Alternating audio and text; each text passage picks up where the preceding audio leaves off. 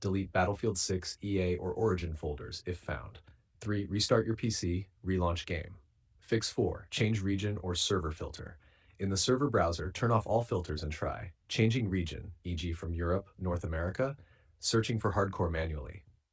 Some regions have temporarily lost hardcore servers after updates. Fix 5. Wait for patch or playlist refresh. If Hardcore Conquest was recently removed after an update, you'll usually see it return within a few days once stability improves.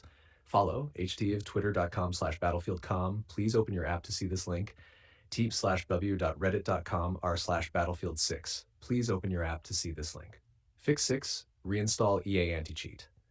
1. Go to your Battlefield 6 install folder, EA anti-cheat, uninstall. 2. Then reinstall from the official EA anti-cheat page /helpea.com/help/EA/EA anti-cheat. Please open your app to see this link. Sometimes fail-to-fail authentication prevents connecting to specific playlists. Hashtag summary. If Hardcore Conquest is missing or unjoinable, it's most likely temporarily removed in the current rotation. If it's visible but won't connect, verify files, clear cache, and reinstall anti-cheat. Would you like me to write a